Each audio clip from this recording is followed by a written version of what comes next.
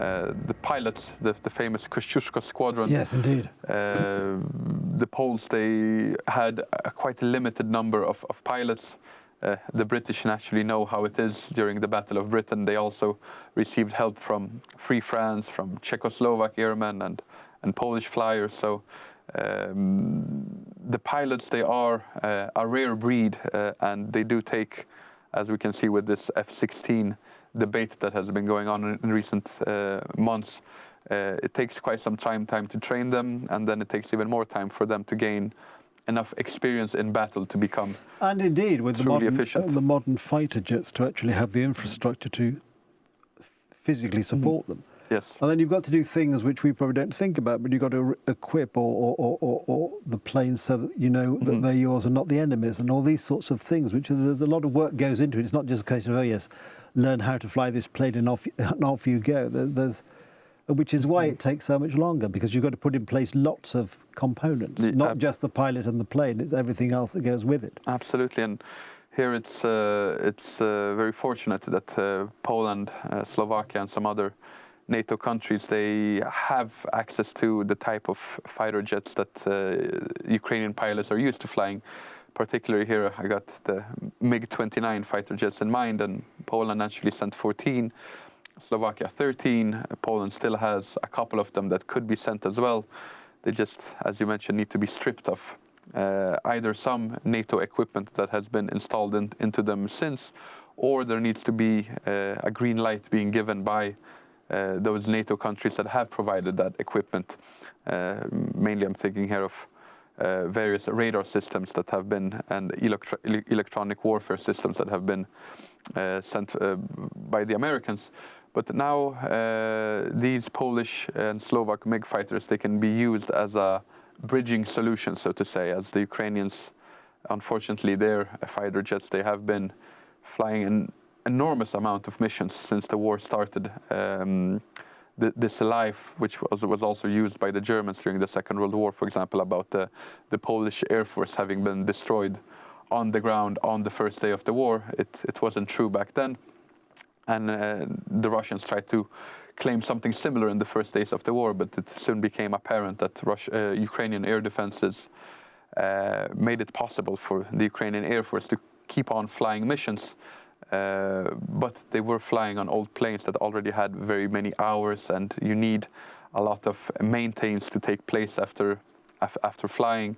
And simply they have a limited number of hours that they can fly on. Usually fighter pilots, they don't spend that much time in the air. They have a few missions every year, training missions or other missions that they're being sent on. But now during the war, you really are flying non-stop, and this wears down the planes even more. So being able to receive these Polish and Slovak MiG planes will make it possible for the Ukrainian Air Force to continue flying for the coming months, and that we can wait for the F-16s to finally arrive, whether it will be a case of 6 or 8 months or 10 months.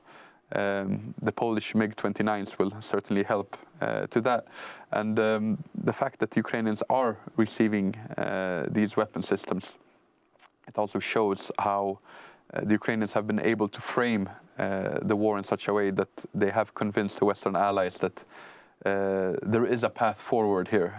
We are fighting for victory, and it is achievable if we only receive all the weapons that we need. So various operations such as the now infamous Belgorod action or just the war of attrition that has been fought in Bakhmut shows that the Ukrainians are willing to keep fighting, but that they're also very proficient in using various information warfare strategies. The whole information and, for want of a better word, propaganda effort has been amazing from the very beginning. They've had very good national PR in terms of convincing everybody that this is the right thing to do, that is to support and continue to support Ukraine. Absolutely. The army itself has done an excellent job. It's clear that they drew conclusions from 2014 and the chaos that surrounded Russia's invasion of Crimea and later annexation, you could see that many of the soldiers were quite demoralized.